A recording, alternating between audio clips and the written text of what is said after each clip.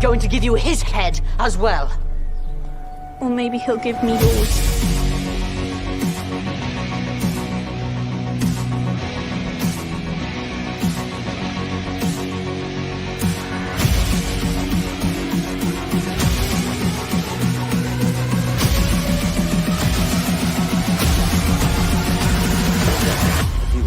You're going to die tomorrow, Lord Bolton. Sleep well. Take me down to the paradise, sing with grass and scream, and the girls are pretty. Oh, won't you please let me home? Take me down to the paradise, sing with grass and scream, and the girls are pretty. Oh, won't you please let me home? Take me down so far away. Take me down so far away.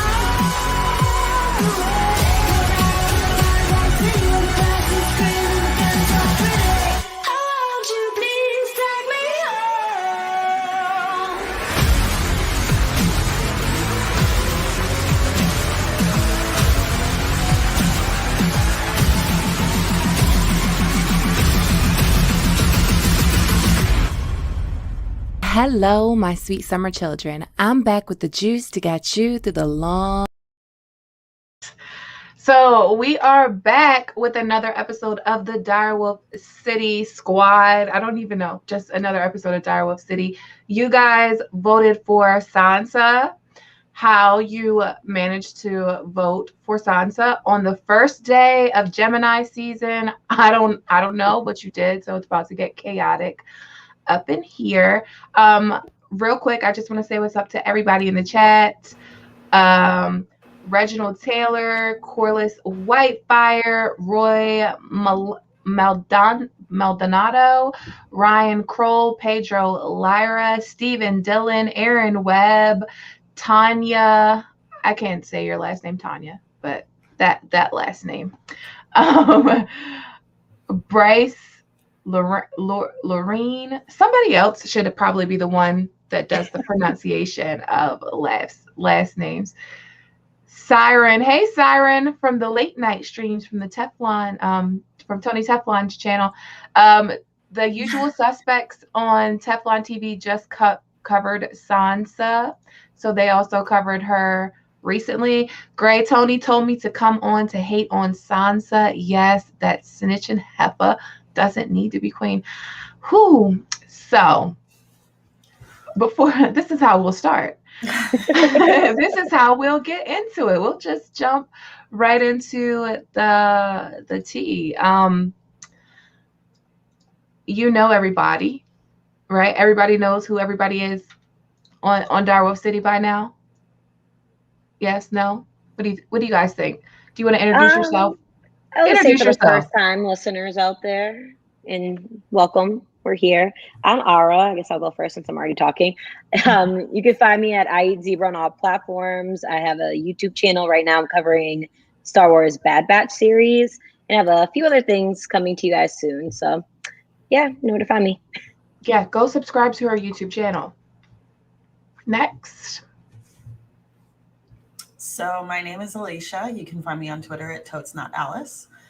You can also find me on Instagram at Hangry Like the Wolf. Wolf does have an E at the end of it. And we are still in production phases of our little unexplained, unsolved mysteries podcast, but that'll drop soon enough. It's coming. We want it to be really perfect for you guys, so we're taking our time with it, finessing it. Mandy, what's up with you? Hi, I'm Mandy. You can find me on Instagram or Twitter at NimShadow. I do all of the scheduling for the Song of the Obsidian Nights podcast, and I also run the Gray Area Discord server. Nice.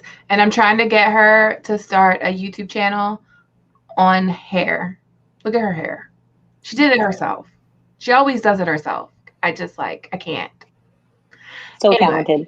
It's mesmerized. No pressure, just to tell you to start your YouTube channel on a YouTube channel. Live, sorry.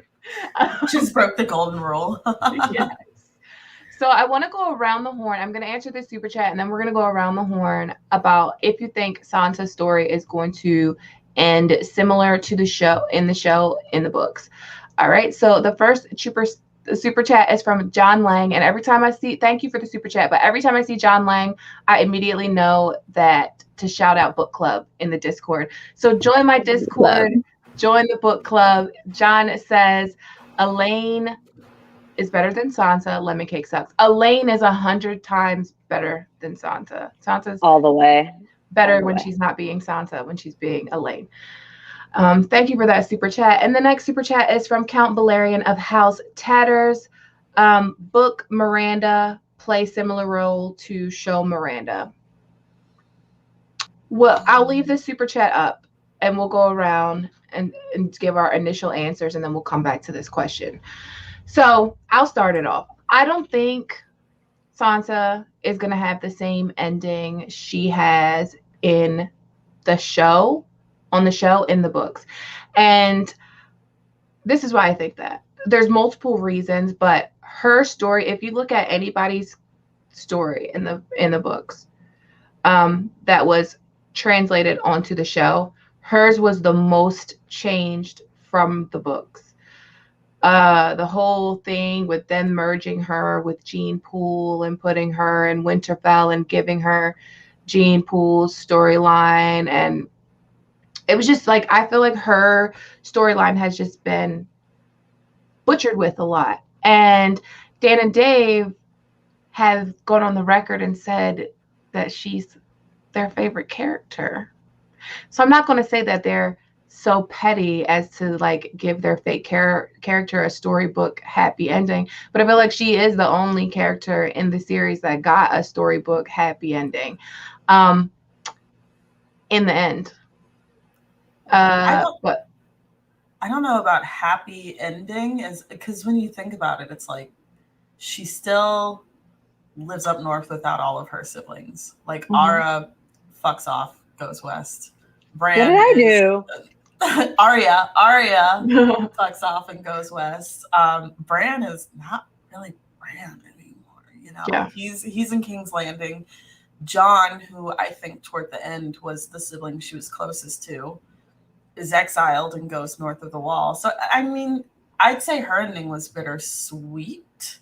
Like, I think she had the safest ending. Like, I don't know, but I guess I'll say, to answer that question, me personally, I say similar ending, yes, but not same.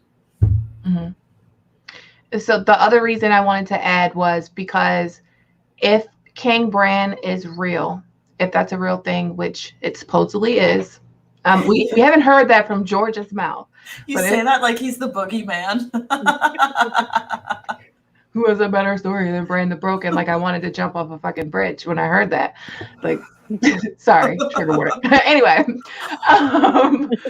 but what I wanted to say was, if Bran is going to be king, I feel like Bran would be king in Winterfell, like, or if not Winter, it wouldn't be King's Landing. Like, to me, King's Landing is the castle the Targaryens built. So if it's destroyed, why would he go there? And there's no weirwood trees there. What's there for him? So I feel like he's either going to be at Winterfell, or I think we've talked about the possibility of it being like Harrenhal, or not Harrenhal, but the the Isle of Faces. Mm-hmm. But what do you think, Ara? I don't see her becoming queen. I thought the show ending was pretty stupid because the Iron Islands and Dorne stay rebelling. So I don't understand why they would think people forgot that. So for them to lie down and be like, yeah, no, that's cool. She can have her own thing. And we'll listen to your brother. Like, yeah, no. But I do see her more so staying or becoming Lady of the Eyrie. Or possibly, now that you mentioned like Bran having his throne in Winterfell, the thought of Sansa being his heir and any children of hers being considered his heir, since, I mean, it's not said that he can't have children, but I don't see Bran having children. I don't really see Bran having sex because if he's anything like the show, he's gonna be a weird, creepy zombie guy. And yeah, no. So interested to see how that turns out. Bran or John? Because that applies for either. Oh yeah, they're both like ghost guys, but like John's hot. Well, I was talking about Bran is incapacitated down south. Yeah. You know, so yeah. Yeah, I don't see her ending being much like I don't think she's going to be, Queen of the North. I agree with Ara. I think she would either be Lady of the Eyrie or Bran's heir. And as to Miranda, I think Miranda in the books has had a very specific purpose. I think her purpose has been to show us who these people are around Elaine that she doesn't know. God bless her, Miranda has horrible choice in men.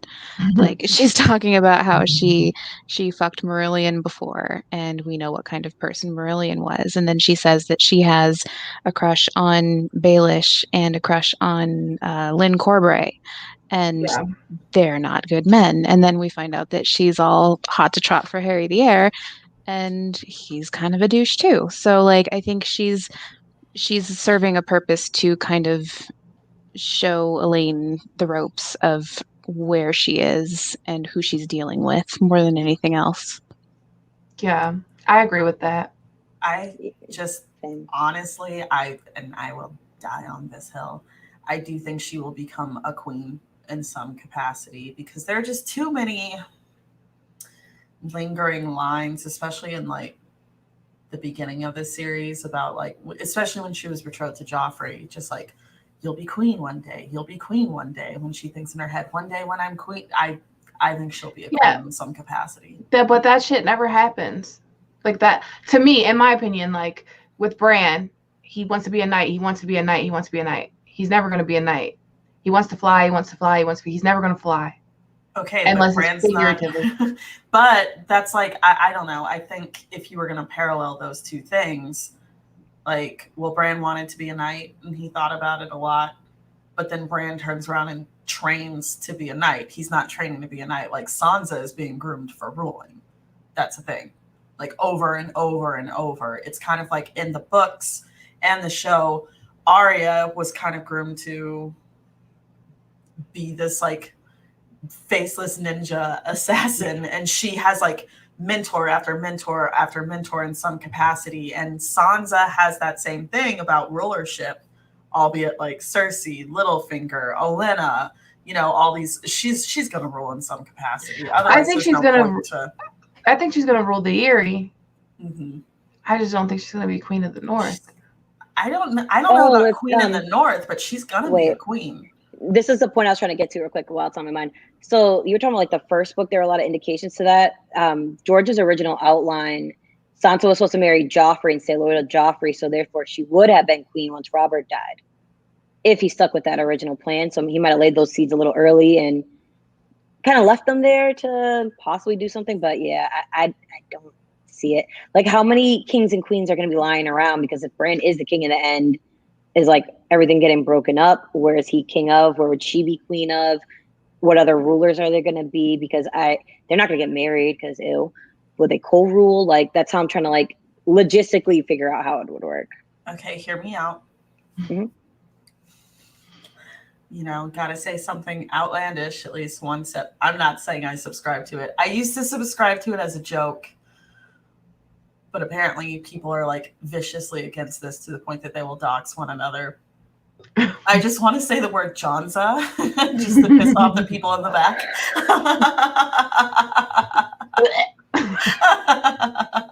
Hear me out. Mm-hmm. I mean, I'm not saying I subscribe to it, but you never know. These books are fucking weird, man. Yeah. So yeah. Well, and a big part of Sansa's storyline is crushing her shiny little hopes and dreams. Mm-hmm. And in the beginning, all we hear from her is how much she wants to be queen, how much she wants to be queen. And her whole story arc has been, sorry, kid, you can't always get what you want. And so I think it would be like, suitable if she was able to find happiness in another way. And I mean, if we are, voting for the Sansa happy ending, it would be her finding happiness somewhere else that didn't match up with what she had planned for herself in her own mind. I just saw someone in the chat, Pippa Brown, said something that I really like. She said Sansa, they said Sansa 100% is going home and staying north. Her building Winterfell in the Eyrie foreshadows her rebuilding Winterfell. Me likey. Like that too. I like it. I don't. Oh. I just feel, I mean, I really want her to stay in the Eyrie personally. I mean, that'd be cute, but I'd rather her stay in the Eyrie. if she leaves the Eyrie, where is Sweet Robin? Because I feel like he's dead. He's so dead. She's his caregiver. I want her to turn savage. I want her to like throw Sweet Robin through the moon door savage. What if she sticks a pillow over his face? Honestly, That would be I've horrible. been seeing that as his death for the longest time, just because of how badly he wants to make other people fly, that maybe he has like a psychotic break or something like that, and just like, I'm gonna fly or somewhere. The moon door. He might have a seizure so bad that he falls. Or just kicks Or the he sees bucket. Sansa and Harry kissing, is like, no. My life is over. So we have a super chat from Stephen Dillon. Thank you for the super chat. I had to move some stuff around to watch, but can't wait. Sansa is my fave, so I'm excited to see.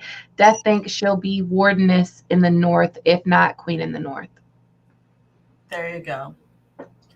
There's some like serious Sansa hate going on in the chat, which I expected, but some of y'all are straight up like, no, don't talk because I hate Sansa. But okay, cool, whatever. Guys, be nice. Winterfell is much larger. Oh, thank you, J Lord, for the super chat. Winterfell is much larger in the books and built from granite and very opulent material. Ned wore a white velvet doublet to court, wolf's head brooch of silver and polished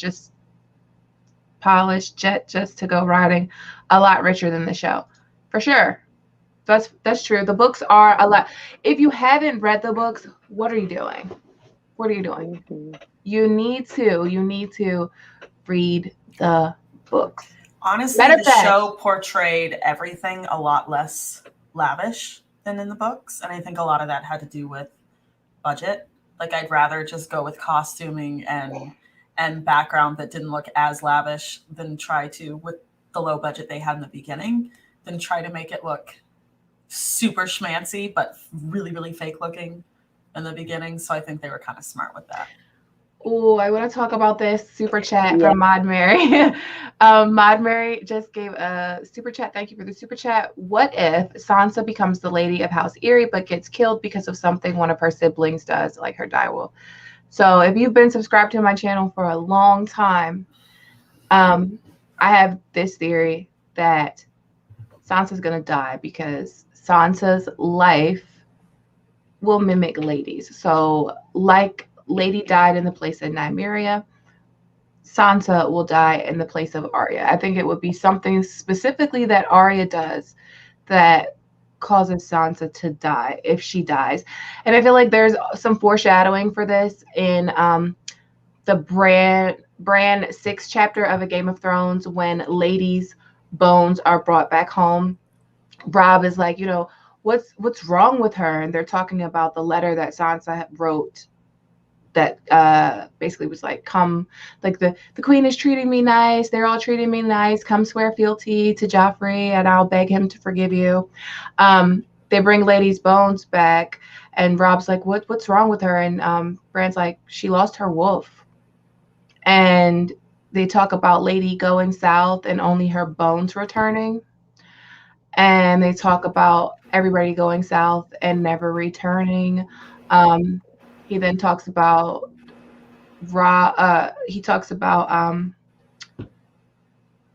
Rickard and Brandon, and then he talks about I think Lyanna and Ned. He's saying like he's talking about Ned, but Ned isn't dead yet, and then Robb's leaving as well. So like so far, no one that's left has made it back. Well, that means Arya has to die too. By that, She still has by her that wolf. thinking.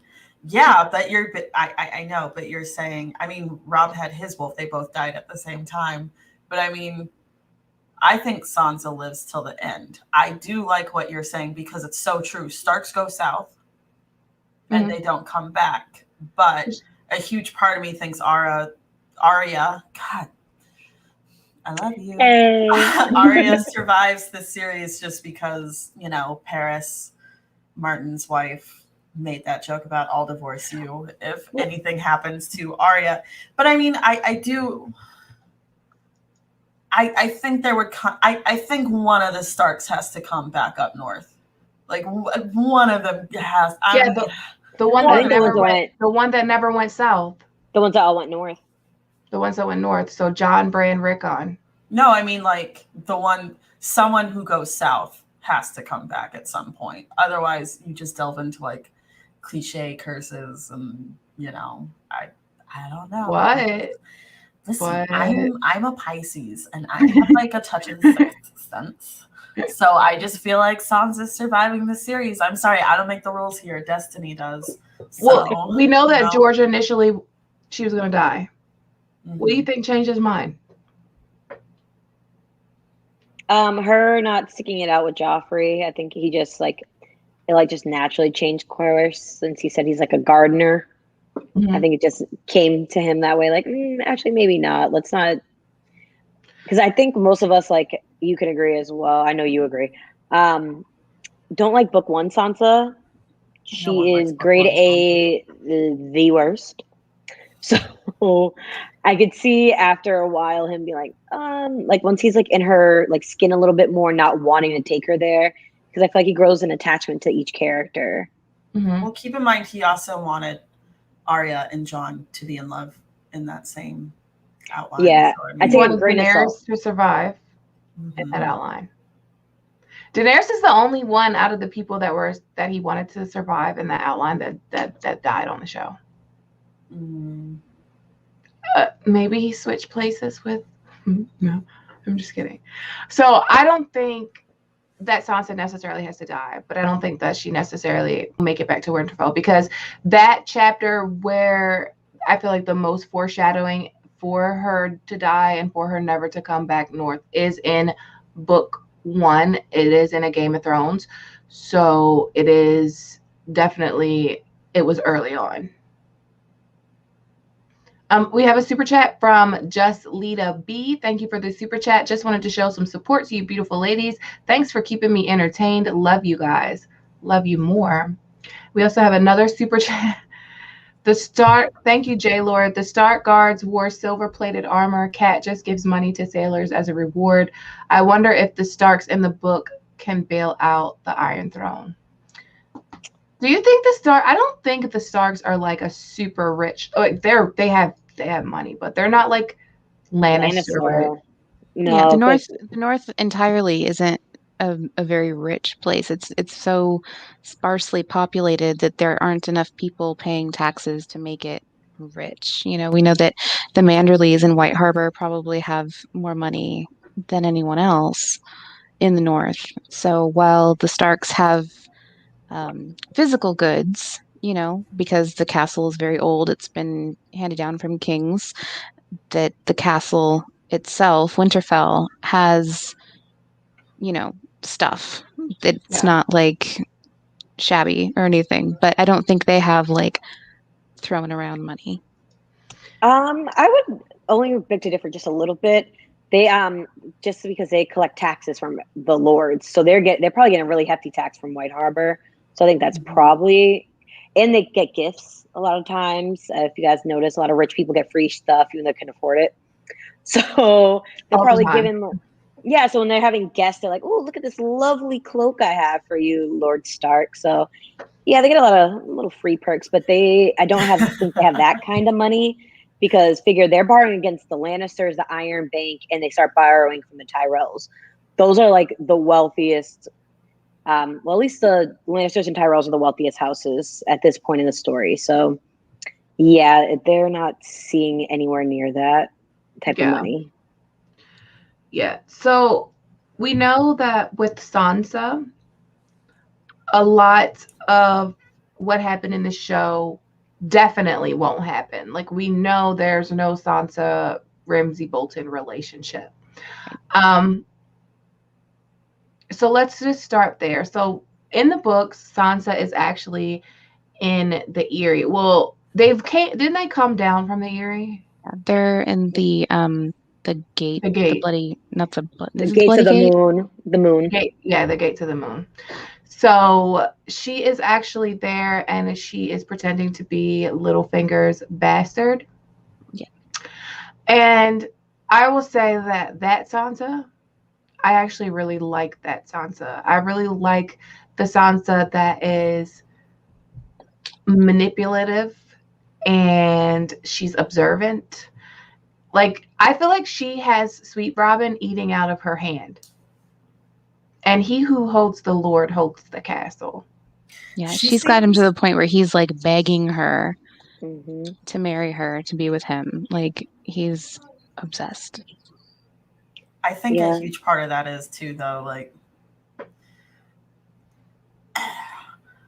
dude was nursing up until his mom got murdered. I mean, it doesn't look like it takes a whole lot for him to cling to. Yeah, she's the only one putting up with this shit at this point.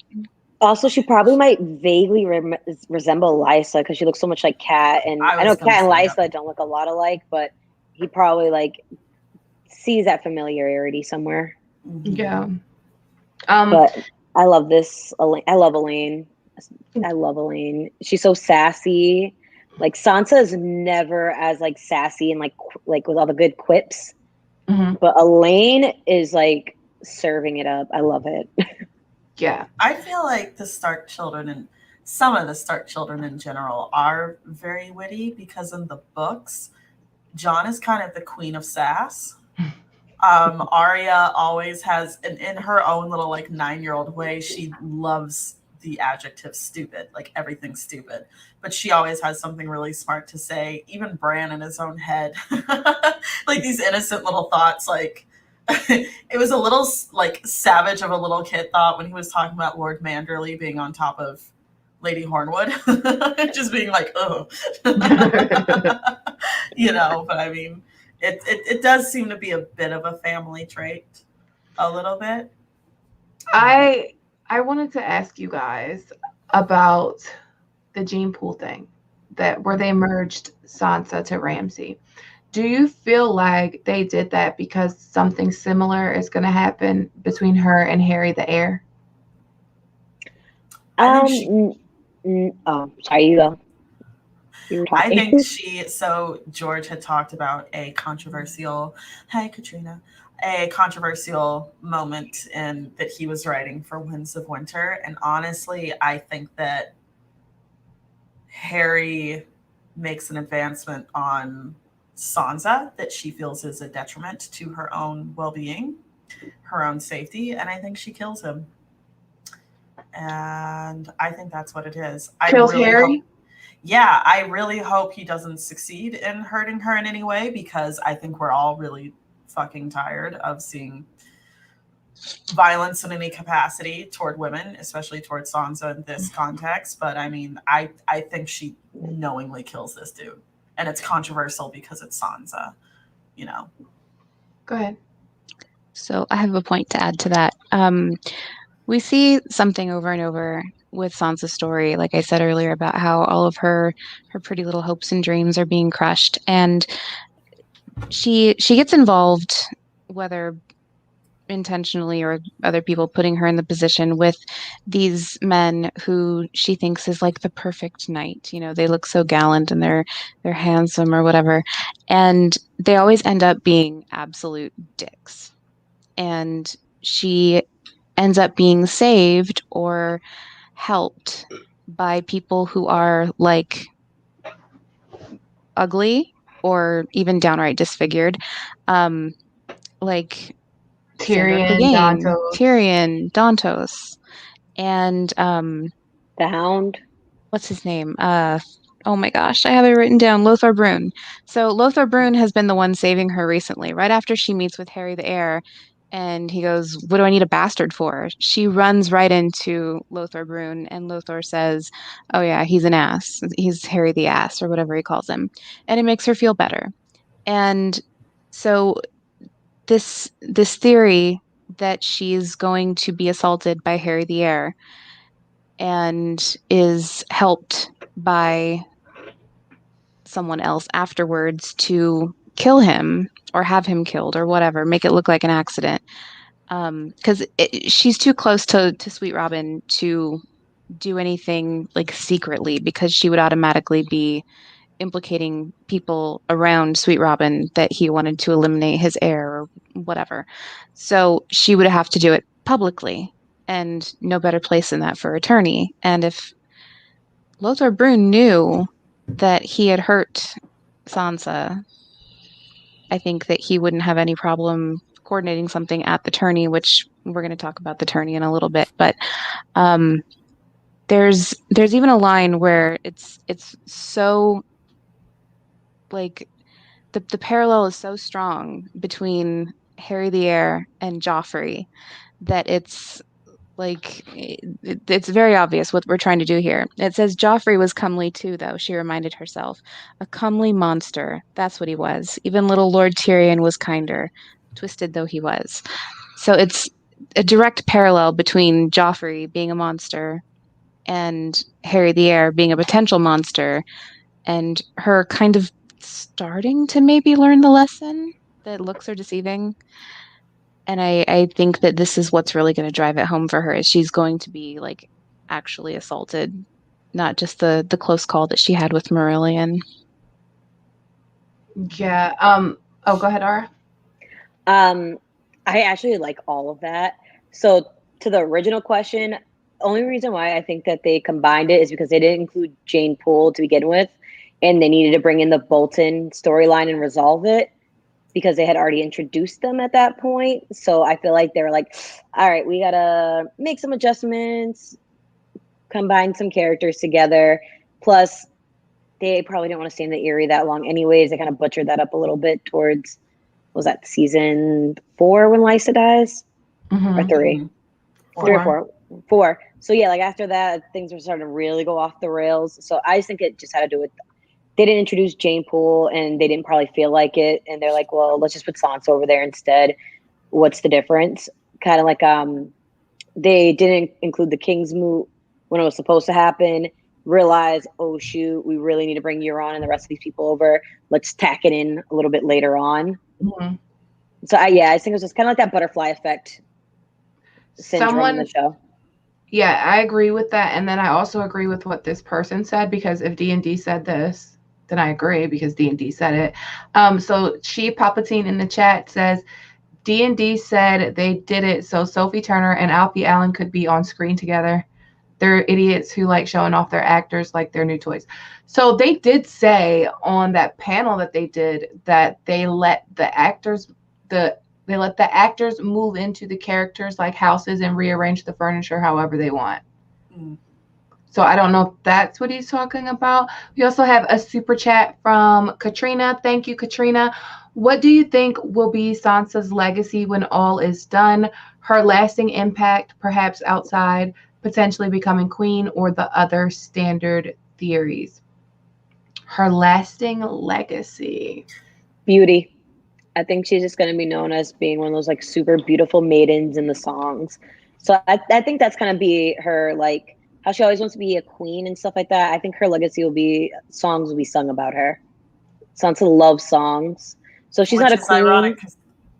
I think she's going to have like maybe, oh no, it's okay. I think she's going to have maybe like a beautiful, tragic, like a Jenny of Oldstones type of this really beautiful maiden with a super sad story, and I love that. This, like ballad, and I think that's Sansa's legacy.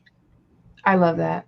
To riff off of what you were saying about the songs being sung about her, that would be very fitting, because she loves the songs, but she's constantly learning over and over in the story that life is not a song. I like that, but I do think she's going to be, if she isn't queen like I think she'll be, I do think that she'll leave behind a legacy very similar like the fondness people have of her, very similar to Good Queen Alysanne, which is one of those standard theories that Katrina had asked about, but you know, not an Good original Queen thought, Alysanne. but I like it. Mhm. I like that too. I like the idea of her marrying Sweet Robin. I think that's my favorite Sansa theory. Is Sansa getting hitched to Sweet Robin and letting him suck on them titties? Why? Cheers. So we have a super chat from Stephen Dillon. Thank you, Stephen. Think Harry is going to bite it. All the young nicknames die. Young Rob, Young Wolf, Darren, Young Dragon, and Harry's called the Young Falcon, right? Young Falcon. Yep. I think. So also, yeah, the Young Falcon. Also, Mr. Bigglesworth said Sansa will have her own "Thank You Next" song. Love it. sassy.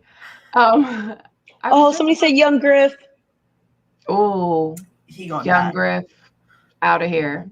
But that's not his real name. That's his alias. But he's okay. But Young Wolf wasn't Rob's real name. That's true. Neither is in Young Falcon is it. None of their real names is Young anything. Young nickname. I don't want Fagon to die. I actually like Fagon. I wanted to bring up something, and I forgot. Since you forgot, somebody got a good point in the comments, kind of back to like the weird Sansa show Jane Poole combo thing. So like, yes, Sansa, the character famously wanted for a regicide, publicly marrying Ramsay Bolton. Yeah. So, yeah, I'm pretty sure if Cersei heard that, she would stop at nothing to get her back or send somebody over there to kill Sansa.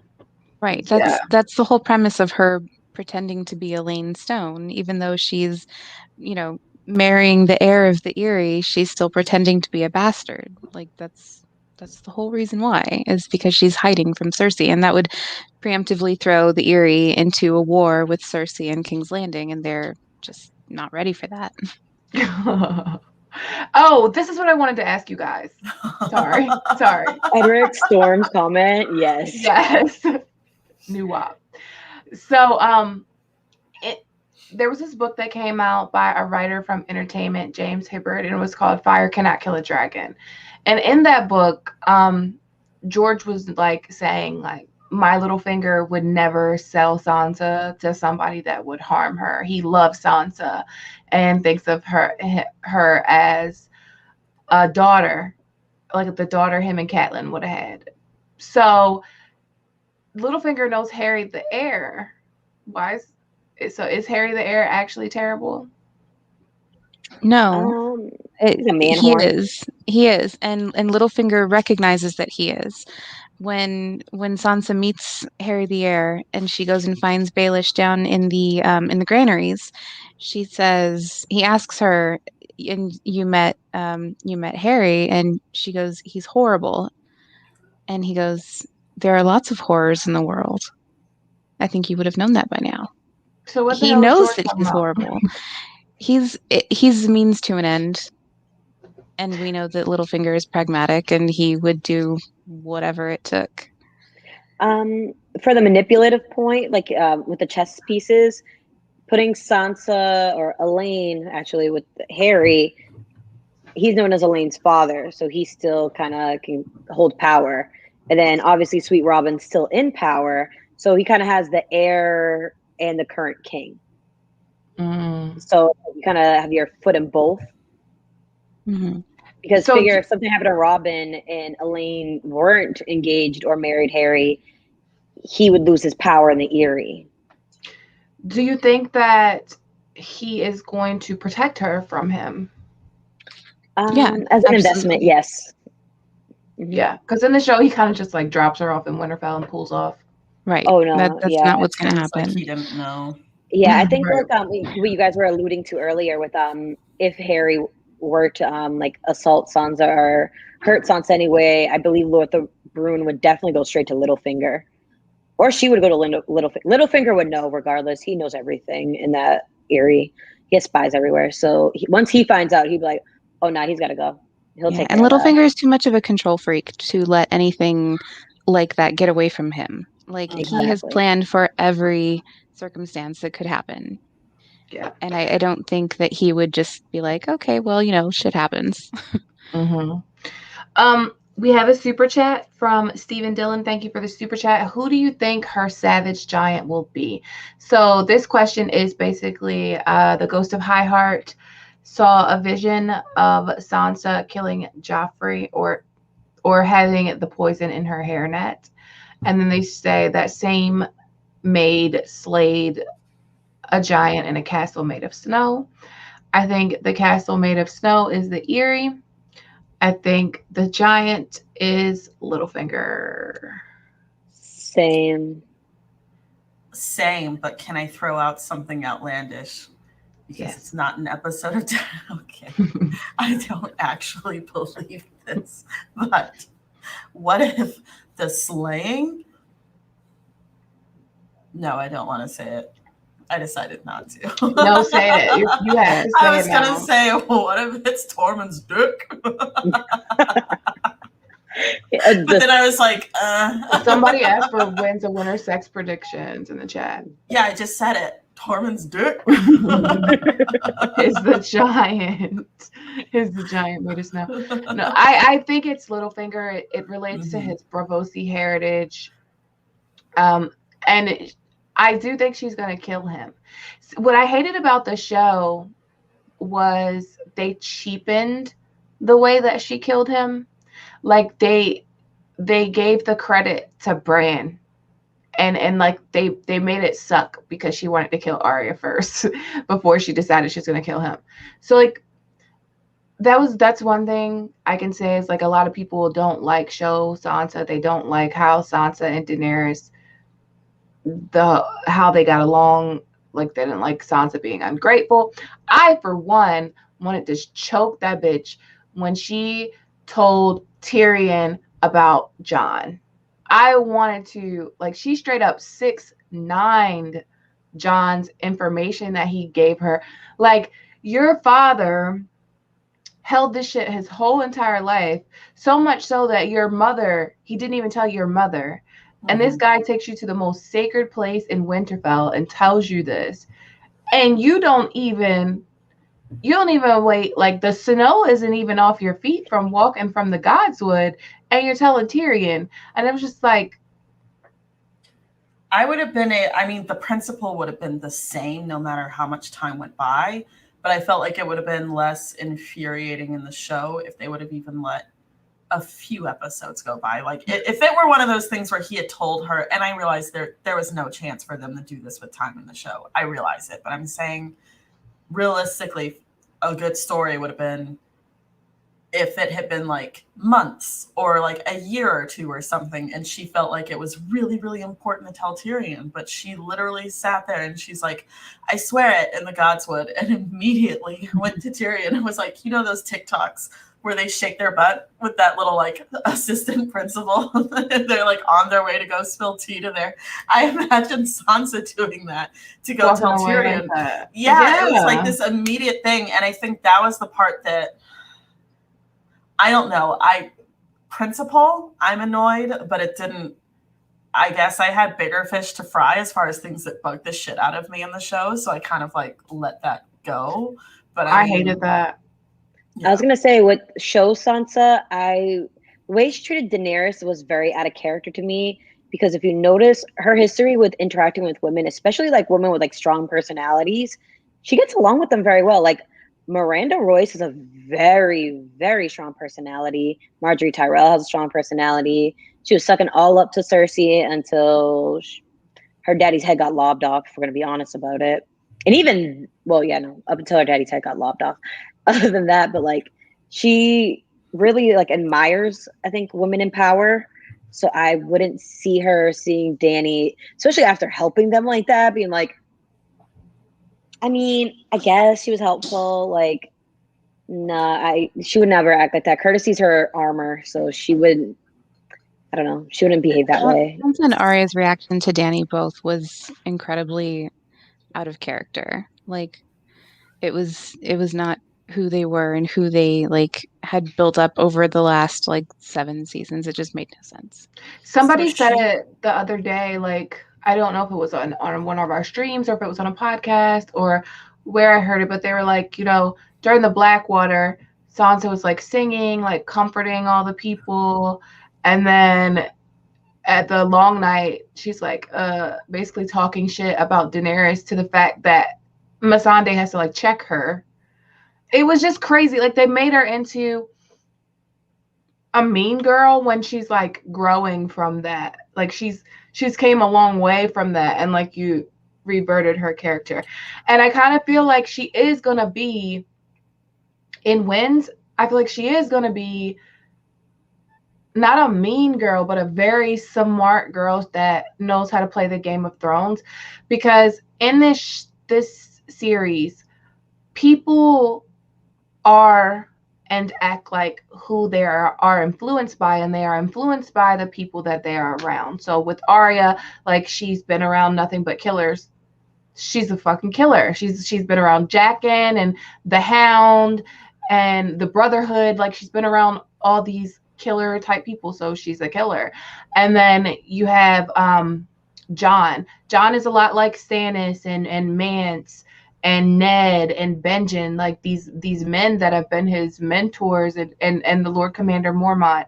And Sansa's mentors, like all she's had since are all manipulators, master manipulators. Cersei, Littlefinger, Olenna, Tyrion.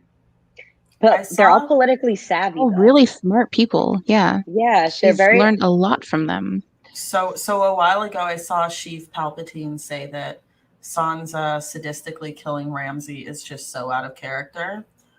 I'm going to say I disagree a little bit. Because with everything he put her through, and on top of it, like, he killed her brother. Granted, she told Jon ahead of time before the Battle of the Bastards, like, Rickon's gone. Like, he's gone. I mean, I don't think that was super out of character, but if I may do some mental gymnastics about the show, I don't think it's necessarily out of character. Like, I wish they would have expanded upon Sansa a lot more than just going with, oh, she doesn't like Daenerys. Like, give it more nuance than that. I think that after everything Sansa had been through, to get back home to an independent North, just focus in on that's important to her and why it's important to her, not just, oh, I don't like this Dragon Queen because the North is independent, you know. So I mean, as far as stuff in the show, I don't know if it was completely out of character as much as like they really should have done her more service by adding to her character a little more than just this like her power struggling with Daenerys.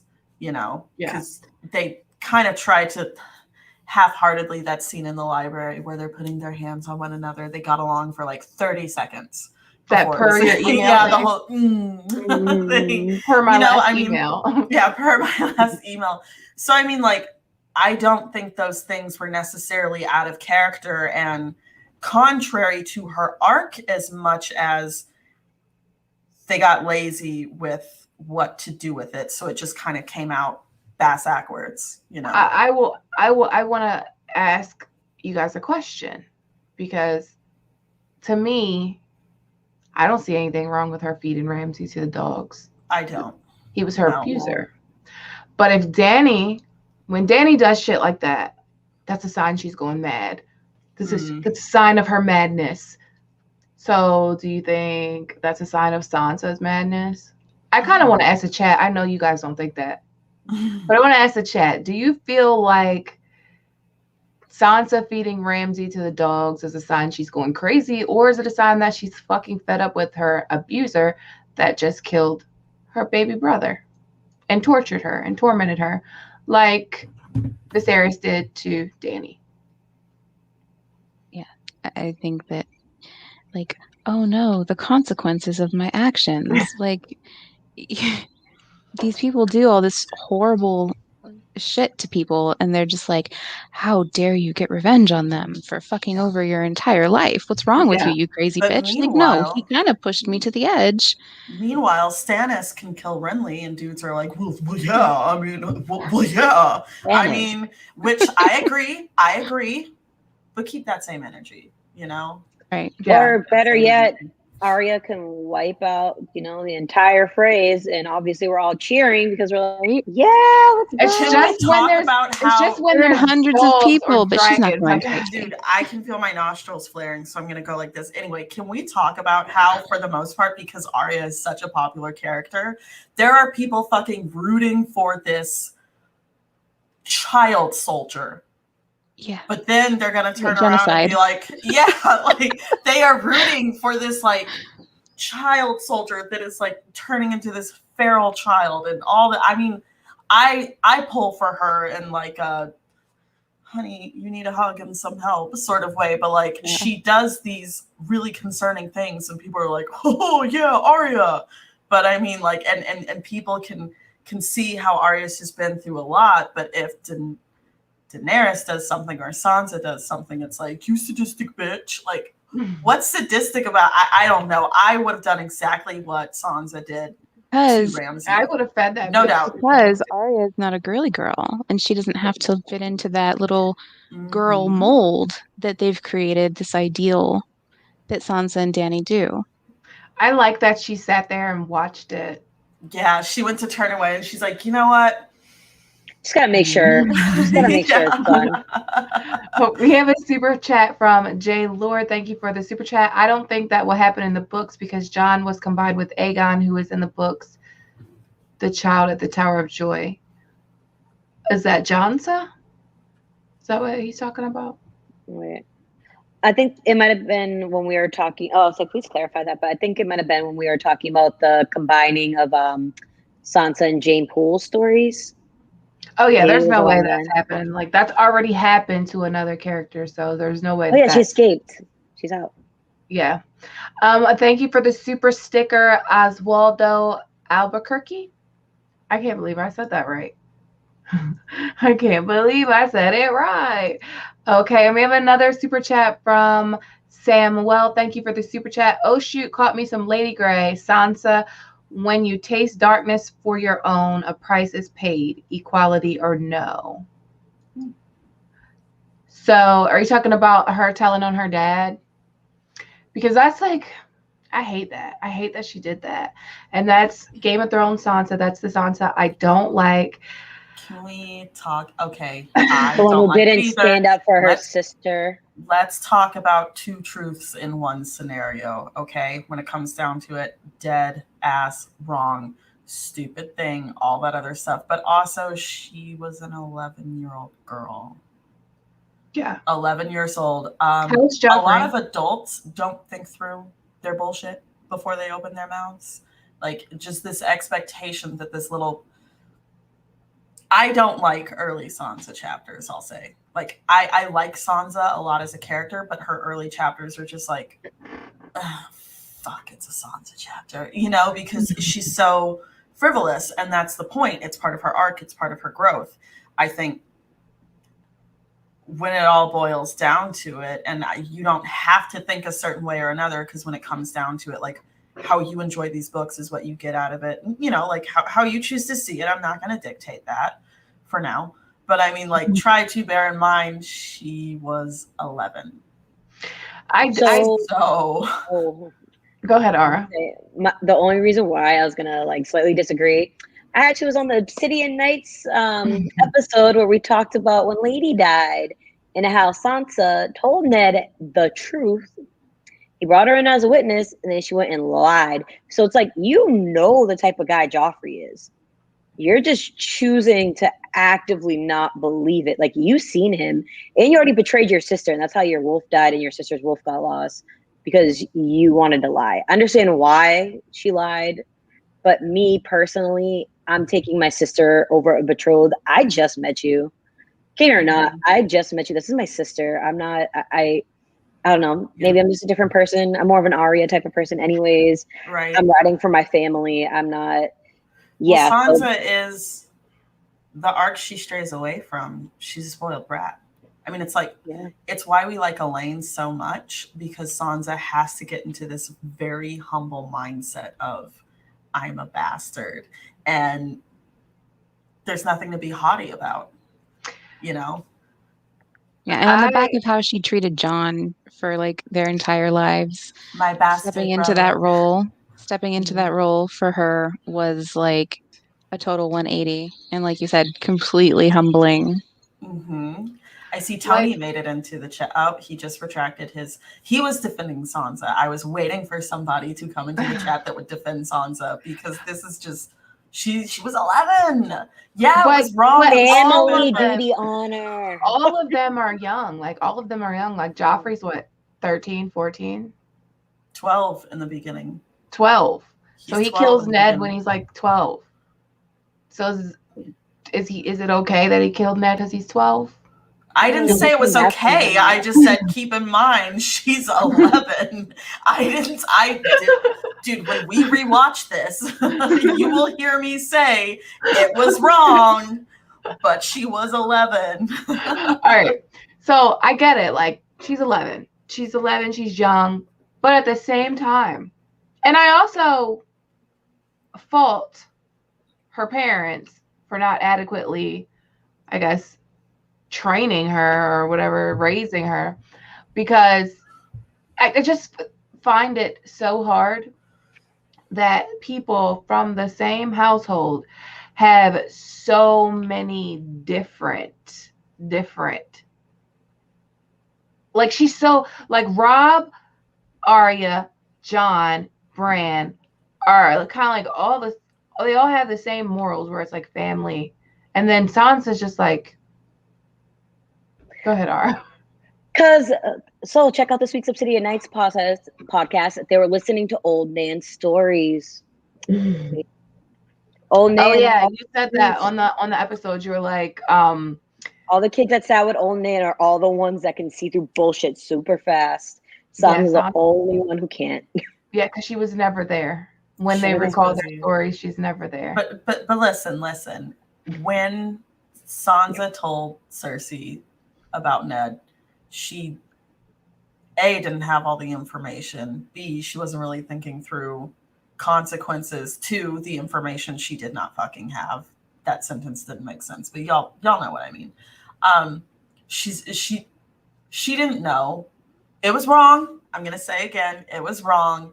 And black and white, objectively, it's part of what triggered a whole series of events that got Ned killed.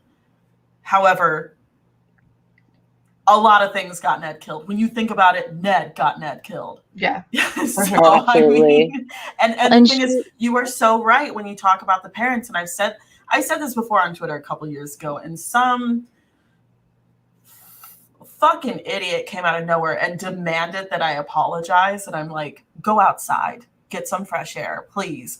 But Ned was a wonderful, wonderful father, but he did not prepare his children for the real world, especially the girls.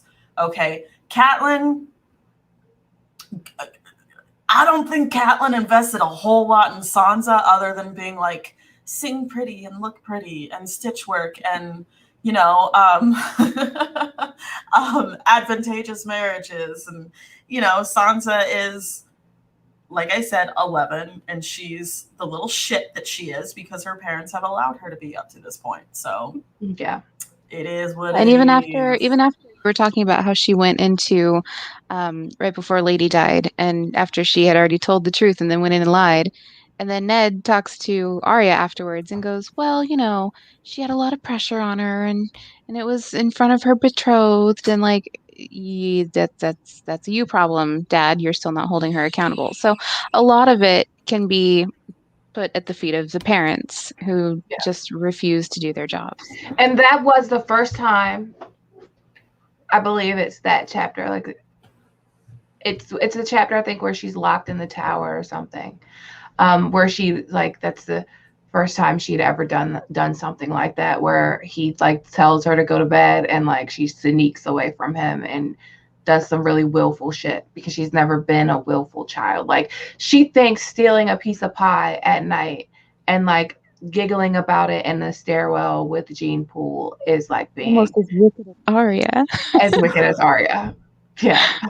But While me Arya's sitting here killing people. me Whole personally, people. whenever I see in real life, whenever I see like Bebe's kid running around, there's a certain age, there's a certain threshold where I don't think to myself, like, what an evil little child. I mean, there are times I look at a kid and I'm like, you are a little vindictive shit.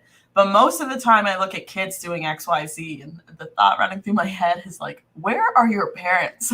Like, I get at a certain age when a kid is acting up, my first thought is, what the fuck did your parents teach you? Where's your mom? Rather than like, oh, you're a little child of the corn. Fuck you. You know, and I think that applies for Sansa at this point. But have you ever seen it where like every single sibling lives at one code and the other one doesn't? Percy Weasley from Harry Potter. If anybody's familiar with Harry Potter, out of this, what, 7 Weasley children, 7 kids, you got the one, he comes around eventually, so maybe Sansa will too. Oh, and they both have red hair. Look at that. But all the Weasleys have red hair. Yeah, I know. But okay. Right now. I'll let you have this. Let me have it. But yeah, Sansa's like Percy. They go to the back, like a bad side, and they come back around eventually and realize that they're at fault. And guess what happens? They lose a sibling in the process. Foreshadowing. Rest in peace, Fred. We have a George super R. R. chat. Martin was reading Harry Potter. Oh God. No, it came out before, right? Yes. Definitely. Oh. It came out before. Yeah. It did. It came way before. Not a theory, guys. Not a theory. I'm fact checking it. Actually. Okay. So we have a super chat from J Lord. Thank you, J Lord. What if she obeyed and Eddard got Sansa and Arya on the ship? Stannis would have been king ASAP. Because with Sansa and Arya gone, Ned would have had freedom to like really do what he wanted. So like in those chapters, in those early chapters where Ned's like trying to warn Cersei and tell Cersei, oh, Cersei, go take your children and go. Like he's getting dreams and thinking about Rhaegar's children and what happened to Rhaegar's children. And he is only applying that to Cersei. He never applies that to himself. Like it's him that should be worried that this is going to happen to his kids. He never does that. And a lot of what happens to Ned is Ned's own fault. The only thing is Ned never accounted for his daughter going behind his back and telling the queen his plans. He didn't account for that shit at all. I mean, nobody would have, because it's something that was out of character for her to do anyway. She even says that in the following chapter after he's been arrested. And here's the thing too, and this is something over at our brother podcast on Tony Teflon's channel, The Usual Suspects, I just love how they talked about Sansa. There was just a whole lot of empathy in this. She definitely realized she done fucked up Aaron, because she wanted, something they brought up is like she wanted to kill herself. Like there's a not a verse, it's not the fucking Bible, though some of you treat it as it's the Bible. There's a passage, still not a, yeah. There's a passage where she talks about wanting to fling herself from the window. Like she realizes what she's done, and I do think she definitely pays for it over and over and over again. So I say let it go. She's just a girl. She's just a little girl. So I've forgiven her. I've forgiven her. I just don't trust her. Right? Yeah, Elaine makes up for it, but I still don't trust her. And I expect her to do some fuckery. I expect her to do something that is going to be smart for her, but somehow it's going to hurt somebody that she cares about, that she loves. And I'll say we saw that on the show multiple times. On the show, we saw her not tell Jon about the Vale soldiers, almost got him fucking killed, and then just like spill the beans on his secret, which led to a whole bunch of shit. Can we Can we disregard certain plot holes from the show, though? I mean, but why can't we disregard the queen in the north from the show? Oh, I never said she'd be queen in the north. I just said she'd be queen in some capacity. I would say it's because I'm so sorry. You were talking. Oh no, you go ahead. Nothing I was gonna say was that interesting after. No, I was gonna say Mary Brand. Ew, no. But no, I was gonna say with the show with certain things we can disregard. I don't think there is gonna be a Battle of the Bastards. I think we already talked about that. Go check the Stannis episode out. But yeah, that's gonna be Stannis. So like a lot of that show stuff, I don't think is going to be existent. I do, however, if we can like veer back into that Winds of Wind release chapter, I really want to talk about the tourney. Yes, I want to talk about the tourney too. Let's go. Oh wait, should we answer that super chat first and then do it because it's kind of related to what we were just talking about. Okay. A betrothal. Super chat from Steven. Thank you, Steven. A betrothal is locked. Ned knew what Joff was and didn't break it. Look at the dog and pony show that the Lands had to do to break it for Marjorie. Sansa was pretty much Joff's property now. Yeah, to torment. Like, Sansa didn't have it easy. Like, she didn't have it easy in King's Landing. She was tormented. She was tortured. Like, it was pretty fucked up what happened to her. And I don't want to take that away from her. Like, everybody's struggles have been different. But damn, she really had it bad. And she was like Joffrey's property, like his toy, his plaything. Only thing I disagree with is the betrothal being locked unless he paid like a dowry in advance. It's not locked. You can break those things all the time if needed. It's hard to break, especially be difficult between your best friend and his child. But it still could have been broken had Ned actually cared about the well-being of his daughter more so than pleasing his friend and, you know, marrying her off to an abuser. But, you know, I as a parent wouldn't do that, but what do I know? Let's talk about the attorney theory. I'll let you guys talk about it. Whoever wants to go. Oh, Mandy, can you break down the attorney theory from earlier? Oh, sorry. Get away. Okay, so the people from the Eyrie who have just made it down to the gates of, why can't I ever remember the name of that fucking gate? The Gates of the Moon. They are gearing up for a tourney, and they've got their 64 knights, and they just had a big dinner with 64 courses, and, you know, true Westerosi style. They've got this huge tourney underway to give falcon wings to the victors and make them knights for 3 years for what's his name, Sweet Robin's protection. So we have a tourney before that has some striking parallels.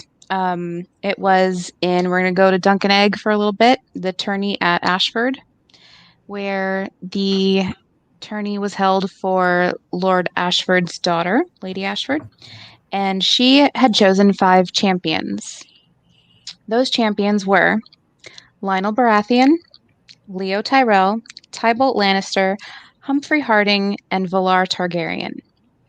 Now, all 5 of these guys have something in common. They have family names who are important in Sansa's story, specifically with who Sansa is betrothed or promised to marry, or thinking about marrying, or actually does marry.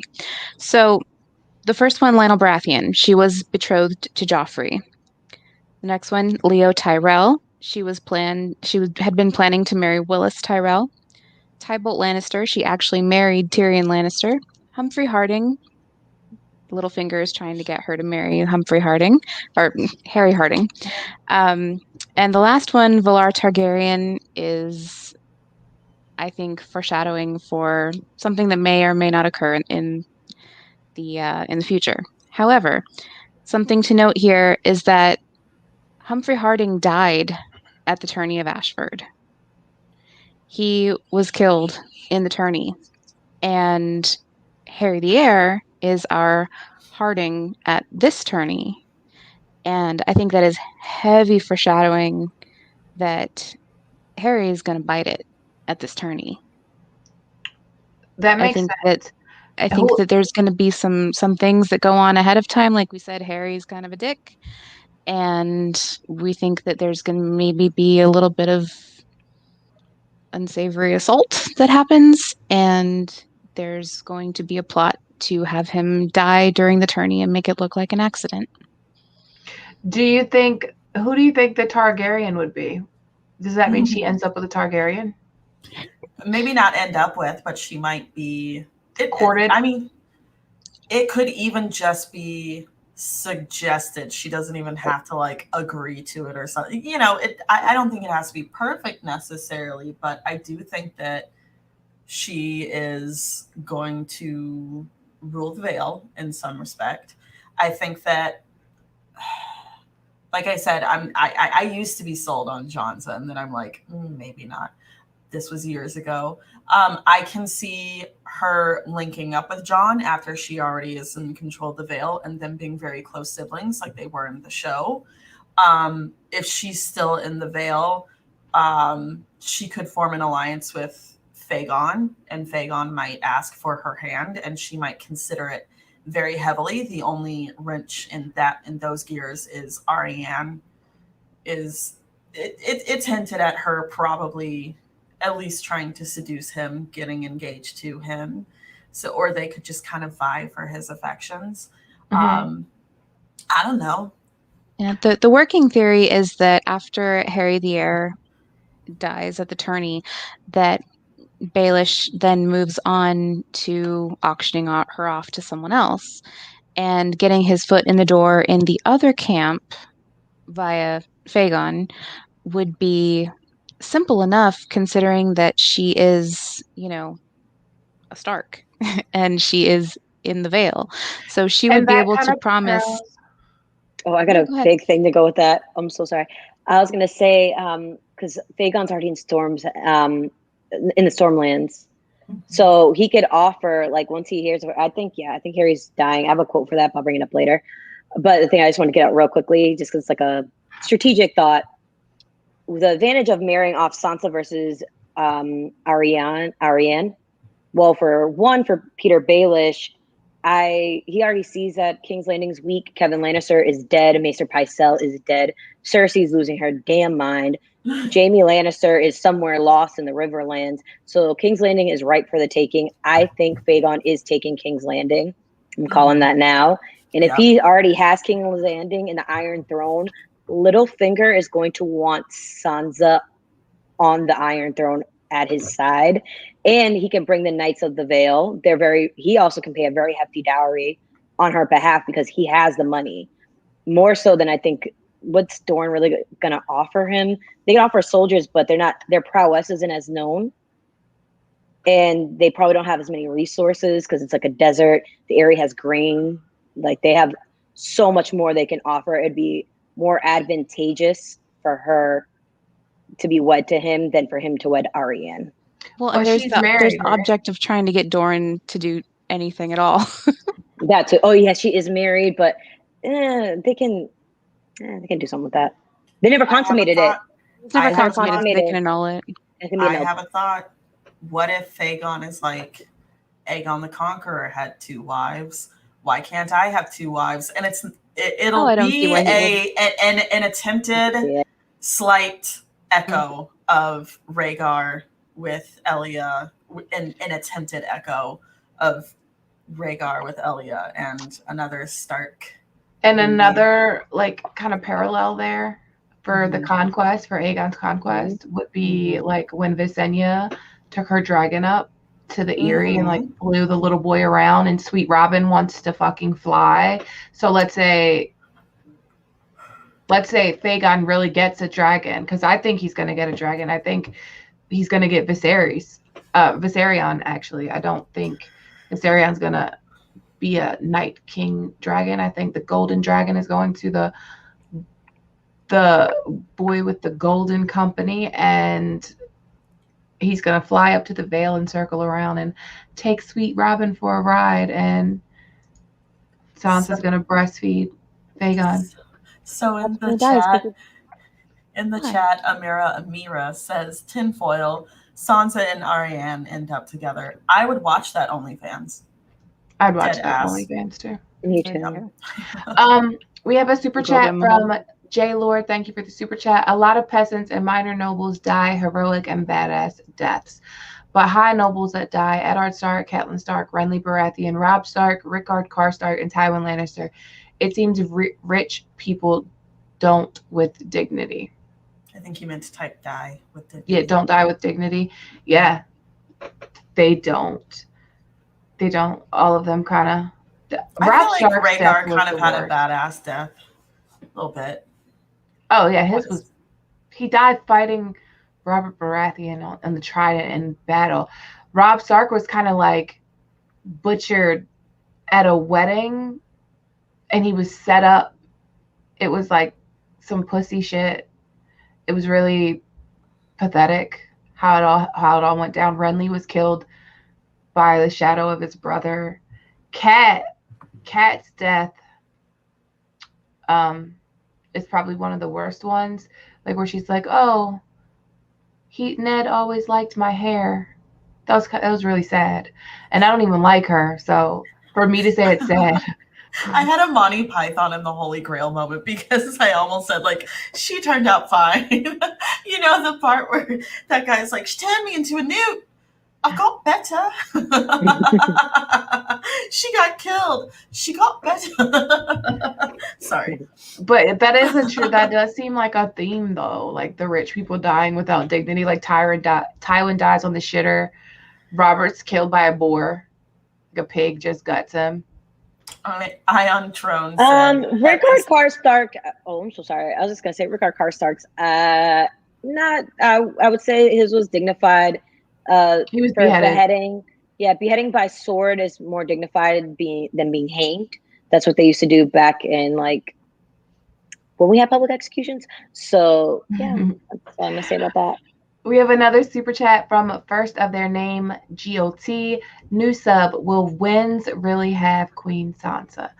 If Queen Sansa does happen, it won't happen in Winds. It'll happen in Dream. But I think it's three versus one. It's like a 3-1 on the panel, with Alicia saying yes, she'll be queen, me saying no. I didn't think the whole question through. I was like, queen, that's all I saw. And then I was like, wins, shit. But I'm already on camera going like, yeah. I mean, well, you just think that her ending, she's gonna be a queen. Yeah. Quote me on it. Quote the shit out of me on it. Quote her on it. Somebody said Chief Palpatine said Robb botched Karstark's execution. I thought that was Theon to Sir Roderick. That was really bad. Because I would say what? Okay, so Sheev, what do you mean? Because by botched, you could mean like the consequences, the outcome afterward was led to his downfall, or like he didn't get it. I thought Robb got it in one clean sweep because he was like so fucking angry, or maybe he got it in two, but you know. Thank you, Tony. See, Tony's got my back. Tony's got my back. Always. I feel like we should make a bet. Oh, yeah. We should make a bet. I will give you champ if I'm wrong.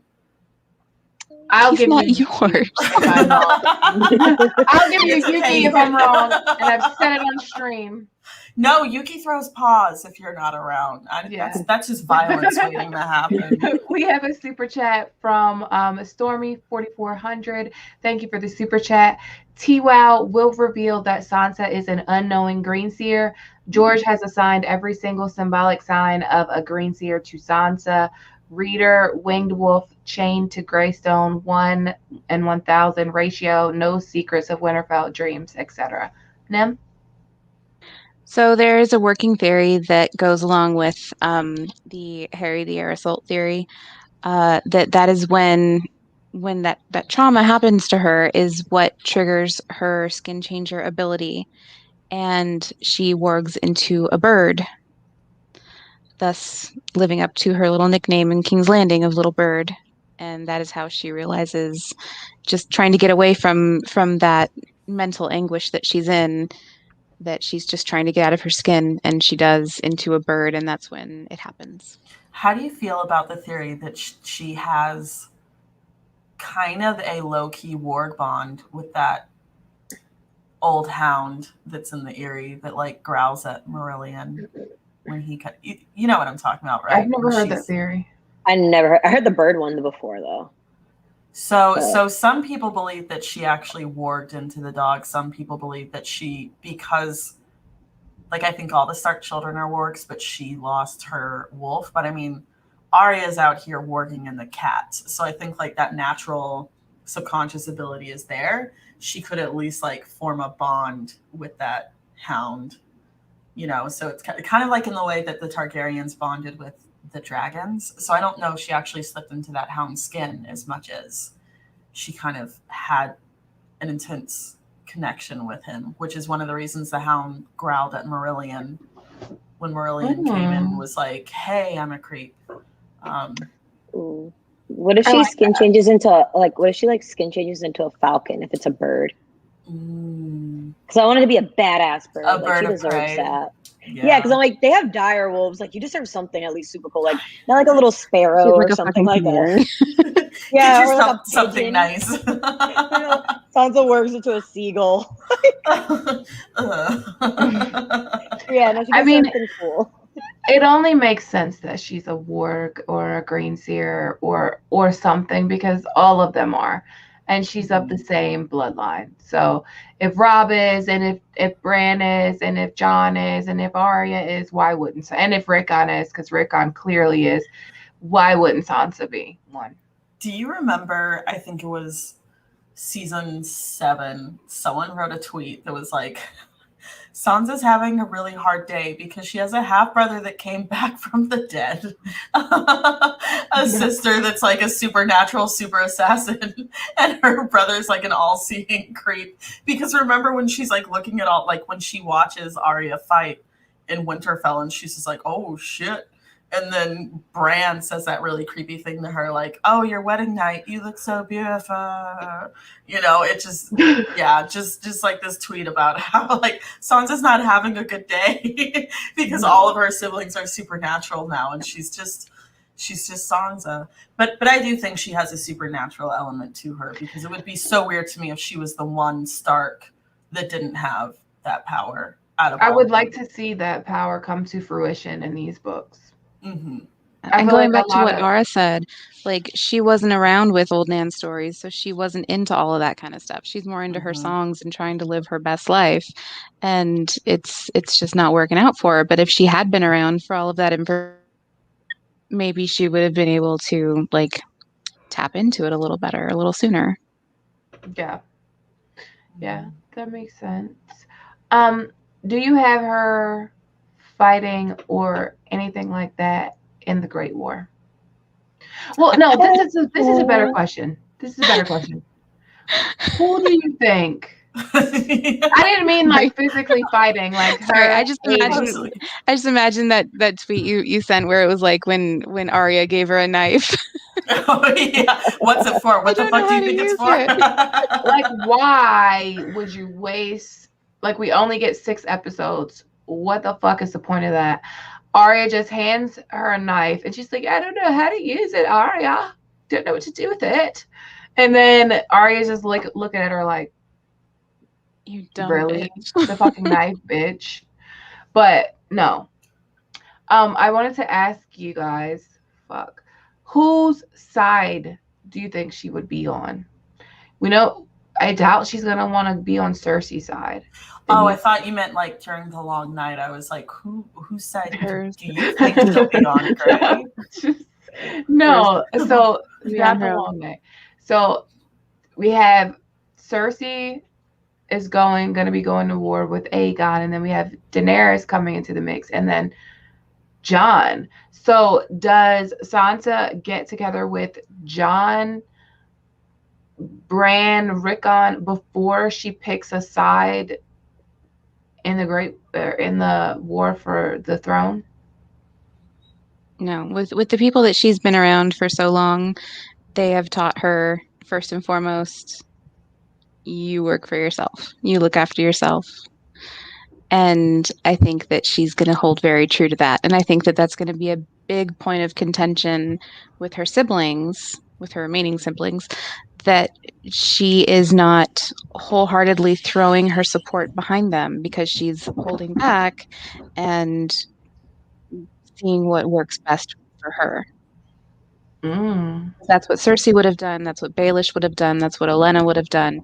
They would have looked after themselves before they said, yeah, let's do this together. She would have said, no, I'm going to see what works for me and I'll get back to you.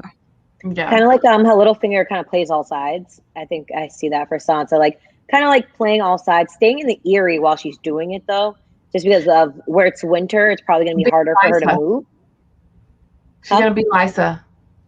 Yeah, she's gonna be like Lysa. She's gonna be like, I gotta stay here. But like when it's like kind of like pulling a Tywin when it showed like at the end of Robert's Rebellion, how they said he didn't make a move till he knew there was a clear winner. I see Sansa kind of like even though I said Battle of the Bastards was bullshit, still saying it is. But that whole Deus Ex Machina, like Riders of Rohan, Sansa coming through the Knights of the Vale at the end to save the day.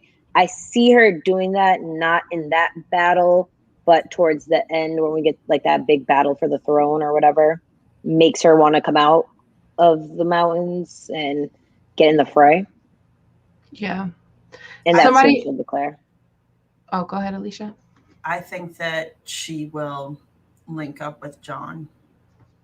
She does have that. And I realize some people might see it as a throwaway line, just her character growing because she's realizing like she should have had more empathy toward Jon as a bastard. But she does have that thought about how it would be so sweet to see him again.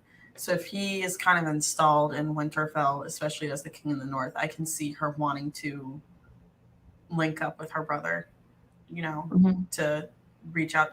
She hasn't seen her family in forever. So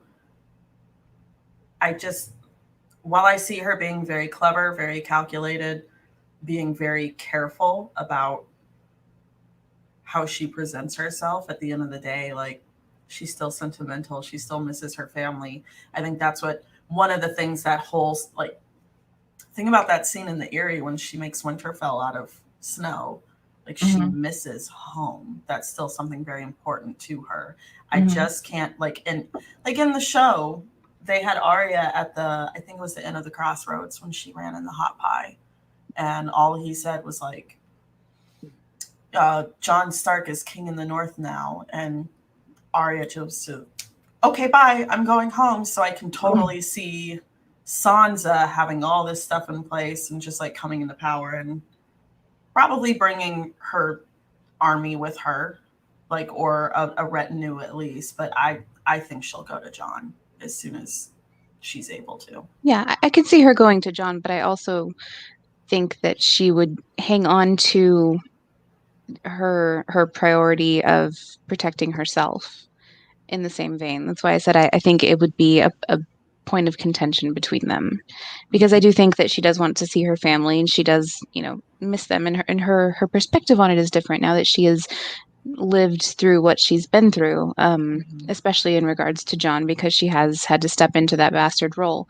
So she feels like there's something that needs to be done between them, and in the way of maybe just being a little more understanding and kind to him. But I think that she is had it so ingrained in her and what she's been through that even if she does end up going to her siblings, that she would still hold on to that, like, that need to protect herself, knowing that no one else is 100% reliable in protecting her. Like in the show when she says, no one can protect me. Because, in the tent before the Battle of the Bastards the night before, Jon said, I won't let him touch you again. I promise I'll protect you. And she's like, you can't protect me. No one can protect me. I do think that is not going to be out of character for her in the books. Like, just kind of, that's sweet, but life's not a sweet song, Jon. So, yeah. But I do think she'll want to see, she'll go to Jon, but it won't be this whole, I think she'll do so with all the trappings of power. Like, she won't like run to him necessarily. She'll still have that savvy about her, but she'll go to Jon. Yeah. And Hard marry him, Johnza. Just kidding on that last part. Stop her, throw up. I really pissed people off in the chat earlier, and I'm excited about that. So, any ladies have a historical context? If you actually love your daughters, why not teach them how to swing a sword? I mean, even ladies need to defend themselves. So, for historical context, when it comes to Sansa, I've always thought she reminds me a lot of Queen Elizabeth, the first, I think, Henry VIII, King Henry VIII's daughter, King Henry. She reminds me a lot of her. I thought you were going to say King Henry VIII's mother, Elizabeth of York. That was that. Okay, so Henry's mother was. Yeah. No. They Elizabeth were both of York. Elizabeth. Yeah, So, the mother and daughter are the same name. So Elizabeth York is Henry VII, Henry Tudor's wife. She's a daughter of King Edward, who was a York, and Elizabeth Woodville. She is pretty much their heir. She's like the heir to the York house. Right. Henry Tudor is the heir to the Lancastrian house. They come together. Bing, bang, boom. War of the Roses is all over. I think she kind of gives me Marjorie vibes, a little bit. Really? Just because how the way the War of Five Kings ended with Joffrey marrying Marjorie, and then Marjorie's the Tyrell sigil on the show looks like a fucking Tudor rose. Oh, that is true. So we're gonna be winding down the stream a little bit. It's we've been going for about an hour and a half, and I also have a giveaway that I'm doing, and you guys still have to vote for the person that we will be covering on the next episode. So we have another super chat from J Lord. Thank you, J Lord. Okay. Waymore Royce and Ares Oakhart are the only elated in the story with a badass death. The others are Yoren, Donal Noy, and other commoners. Waymore Royce's death is badass. I think Ares Oakhart's death is actually really undignified. Yeah. I think it wasn't badass at all. He didn't even get in a swing. Yeah. And it was so was like, yeah. Bye. Ooh, actually, I had a question for you guys. I actually asked our brother podcast, The Usual Suspects. Check them out Wednesdays on Tony's channel. Who do you guys think Sansa would marry if she does end up married at the end of the whole thing? I think it'll be like, I don't remember who said it, but thank you next. She'll just be really, really like grateful for herself. I don't think she's gonna marry. Like at this point, I feel like she's like the Black Widow of betrothals, because the people that she gets with, like, fucked up shit happens to them. Joffrey's dead. We think Harry the Heir is gonna die. Tyrion's like, he has a death sentence. He's been sentenced to death, but he's managed to escape it. So I feel like maybe. Oh, go ahead. Or she'll be a lesbian. Let's not rule it out. She could be. Saying. She could be. I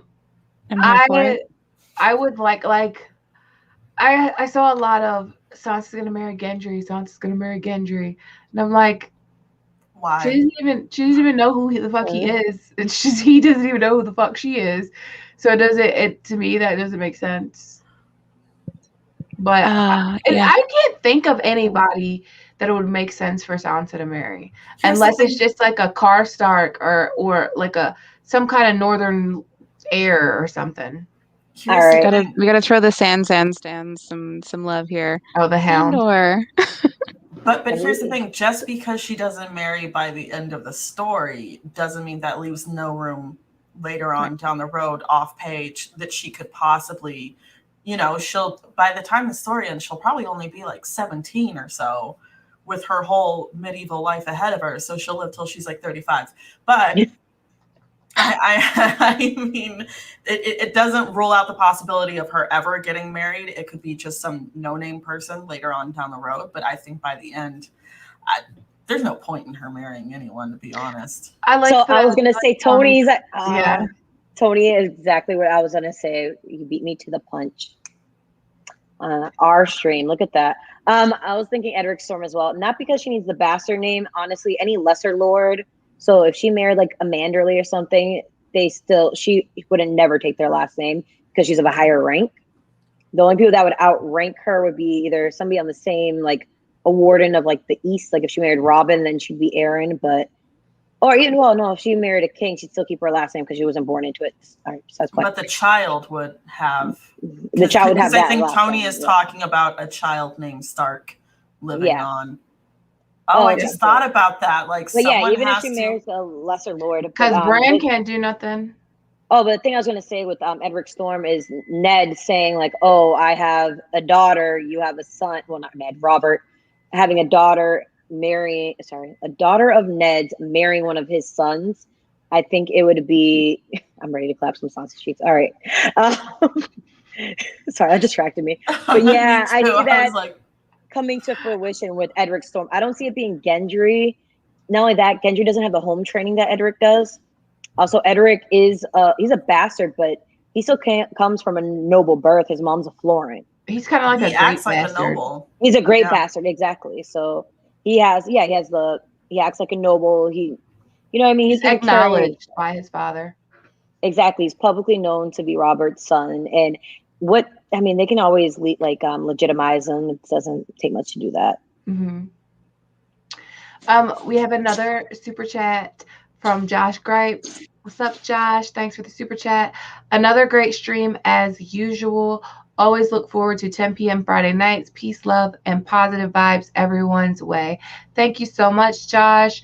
And we have another super chat from Stephen Dillon. Thank you, Stephen. I do have a crazy theory about Sansa and Ned Dane.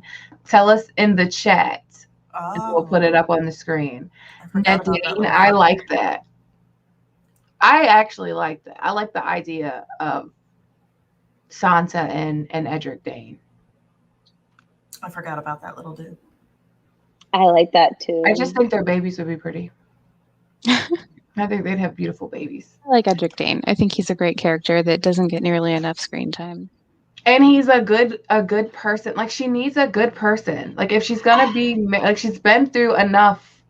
Yeah. How old is Ned? Little Ned is like what, 12 or 13 or so? I think the same age as John. Because they were milk brothers. No, they were nursed by the same person. So they're not milk brothers? Well, they're still milk brothers. The same teat at the same time necessarily, but they had the same wet nurse. So they're not the same age. I think in Storm of Swords, Ned was like 12.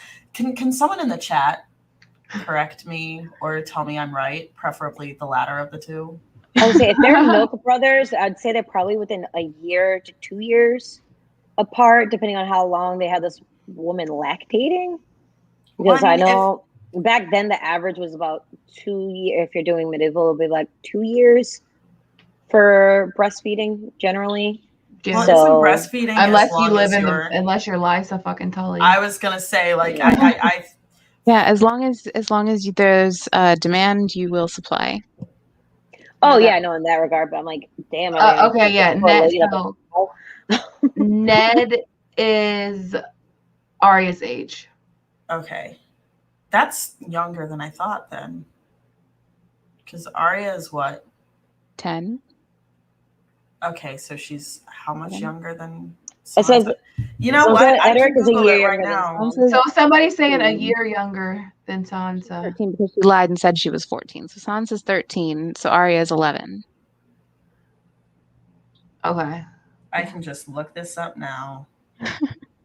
He's 13.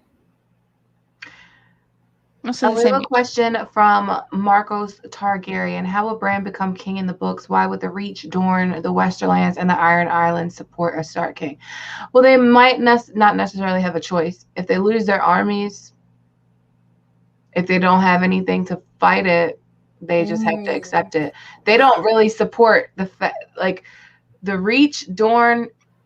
They don't support. Dorne doesn't support the fact that there's a Lannisters. The Lannisters are in power. They hate the Lannisters.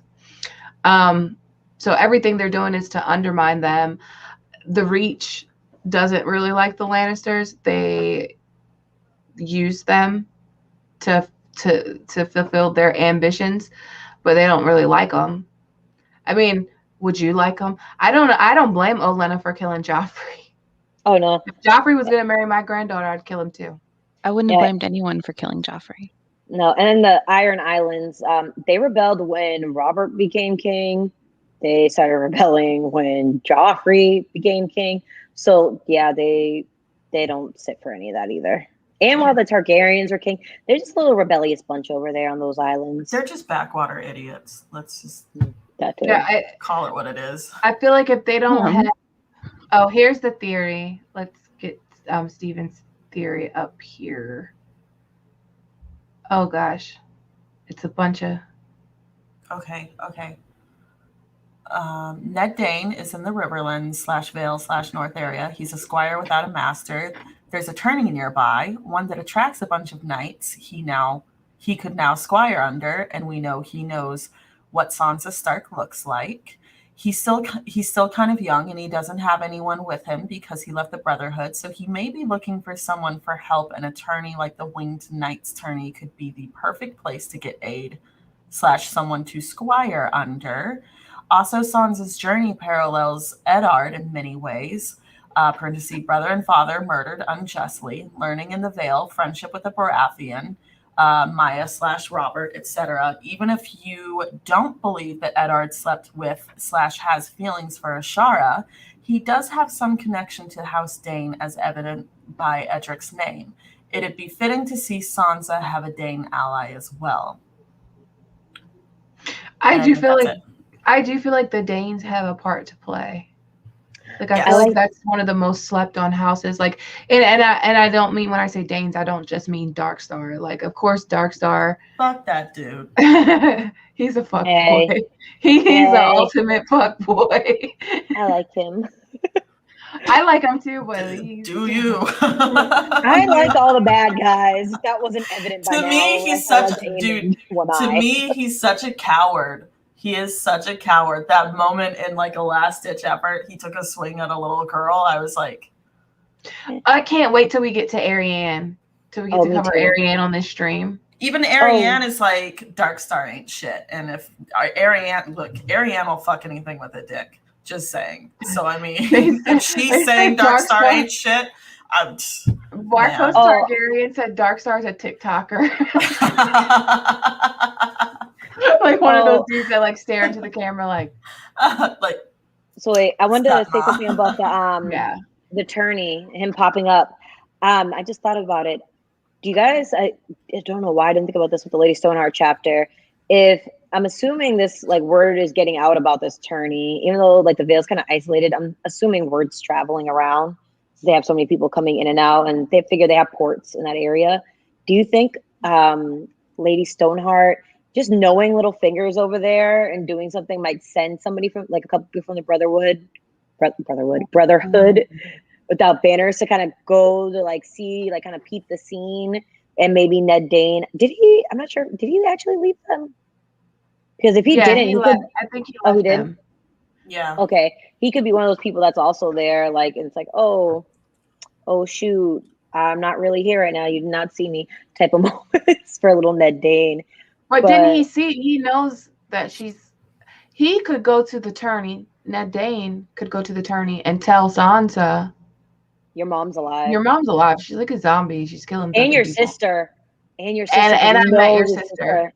Like, your sister's alive. I don't know where she went off to, but she's trust me, she's out here. She's a tough little cookie. Oh, and your mom's like a ghost lady in the Riverlands. If you want to go check that out. But like, I would love that for him to be the person like dump that on her. And I feel like that could be one of the like triggering things for her to like, all right, I need to get Littlefinger out of here so I can get back to my mom.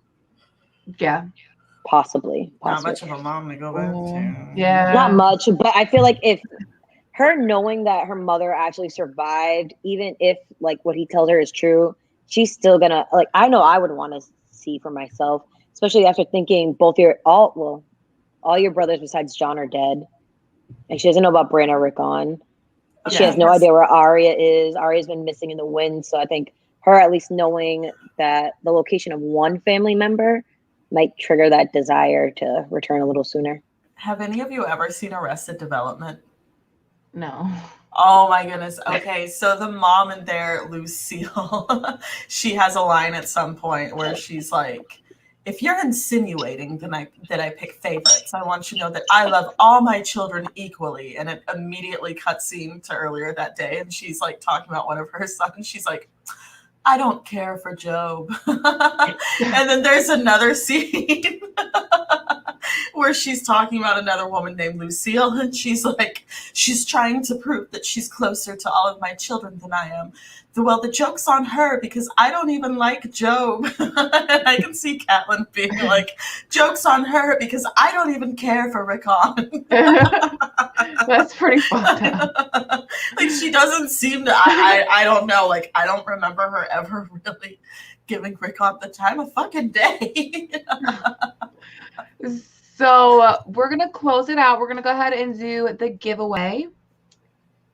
Let's do the giveaway. So I'll be giving away, I'm gonna just give away an Amazon gift card. I'm gonna give away an Amazon gift card because, yeah, that's easier. Let me see. Oh yeah, this is the question. This question is hard. So before we get into the giveaway, I'm gonna give everybody like a couple seconds. Get yourself together. Get ready to type. Because the first person that answers this question right is going to get an Amazon gift card. And this question is, I think it's hard. I think it's hard. Mandy came up with this question. Yeah, we do trivia in the Discord once a month. And I have a stockpile of trivia questions. And she said she wanted to do with the Eerie, so I grabbed this one from my Eerie folder. But if you like this kind of stuff, come join the Discord, hang out with us, do some trivia. It's a lot of fun. Alrighty. So the question is, during Aegon's conquest, who was the queen regent of the Eyrie? If Phil were here, he'd actually put on play the Jeopardy music. Where are you, Phil? I might dance to it in the meantime. And you know what? I don't know the answer. Spelling doesn't count. Spelling, just get as close as you can. I don't know the answer to it. That had Sheev, Palpatine didn't get it, but Somebody it does have said Karen. Avatar Katara. Someone almost Avatar got Katara. it. You got it. Where is it? Shira Aaron. Very good. Shira Aaron. Oh, right. If you it has 2 R's, but very, very good. If you can, Avatar Katara, message Nim's Shadow on Twitter or Instagram. Give me your email address and I will email you an Amazon gift card. All right. So next week, we will not be having a Direwolf City stream. It's my birthday. I will be out of town on vacation, so I won't be able to stream next week, but we will be streaming the week after. So this is where you decide who we cover next. So we have Jamie. Do a lion for Jamie. Lion for Jamie. Who else is in the Riverlands? Diamond for Brienne. Diamond for Brienne. Should we do the Blackfish? I think we should. Yeah, like didn't we decide that's a leftovers episode?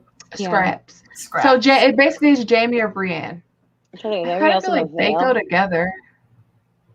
Yeah, but that would be a very long episode. Truth be told. No, they go together. They go together. Yeah, I would do them together. I'm thinking, is there anybody else in the Riverlands or Vale? Riverlands in the Vale. Oh, Palpatine has a good idea. Put Blackfish and Edmure together. Sandor would be the only other.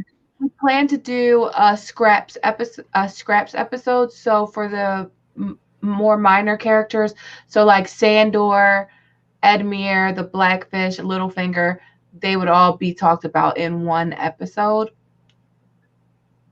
And yeah, Walder Frey would go in that episode. Mm-hmm. So I think we're just going to be covering Jamie and Brienne then. Yeah. Because they kind of go together. I don't think we could talk about the fate. There wouldn't really be a way to separate them. Yeah. Yeah. Oh, actually, it's kind of a mix because some people are saying, I'm assuming that Castle people are throwing in there. Is that for Frey's or like the Scraps episode? I'm pretty sure it's for the phrase. Because some people are saying like some of the scrap characters. So would we want to do maybe like Okay. So if What the are we doing, leftovers? So if you want to do Leftovers? the scraps, before we get to Jamie, that's fine. So okay, so let's start over. So if you want scraps, put what? It looks like there's a castle. Castle. So is fine. if you put a castle, that means you want Edmure, the Blackfish, Littlefinger, and the Hound. You want that video. If you want Jamie and Brienne, put a lion. Yeah. And that's going to decide who we're covering the week after next. I don't want no scraps, Iron Thrones. Oh, we have another super chat I want to get to. Mr. Sweet Swag. So thank you for the super chat. So obviously Littlefinger is super grimy, but do y'all think he's as sinister as he was in the show? Worse. Worse. Worse, yeah. Watered down a lot for the show. Yeah. The way that he mocks Ned in the books to his face, I hate it. And I hate that Ned doesn't realize it. He Honestly, does. He I just think thinks it's just like he's not going to do anything about it. He thinks Littlefinger's just a talker. Yeah. So he kind of. Yeah, I was at the end of the day, we have to remember Littlefinger's a pimp. Literally. And yeah, I'm not sure how much you guys know about like pimps. Like they're very like manipulative. Like they're real. Yeah, I don't know. Watch The Deuce. That's a good show. Get it like season 1 though. Season 1, little season 2. It'll give you like a little backstory, kind of like how pimps operate in like kind of the mental, emotional abuse that they put over their employees, if you will. I'm just going to put it out there. Any man that tries to come along and claim ownership over anybody else's autonomy, womp womp, you're shitty. Little dick energy. Little dick Yeah. energy. Thank you for the super chat, Josh. Y'all are killing it with this series. Happy early birthday, Gray. Love y'all. Love you more. Thank you for the birthday wishes. We got another super sticker. Thank you, Bethany Kolamaznik. I think I said that right. But yeah, so after we do these 2 episodes, we will be moving to another region. So as Direwolf City works by region. So like we did the North first. Now we're doing the Riverlands, and in the Riverlands we included the Vale. We never got to do our North Scraps episode, so we're probably gonna have to go back and do that, which is like Theon and Asha and Davos and like those characters up there. So next you guys will get to choose where we go region wise. But that is the Sansa Direwolf City stream. Do you guys have any announcements you need to make about what you got going on? Did we do that? Go ahead, Ara. I just want to do one thing. I forgot to say the Sansa Elaine quote that I really, really love, just for you guys to hear it. I said it when we were talking beforehand. So back up a little bit. So they're dancing. It's a little bit before the tourney. It's Sansa and Harry. Harry has 2 bastard children, one on the way by a lady named Saffron, like the spice.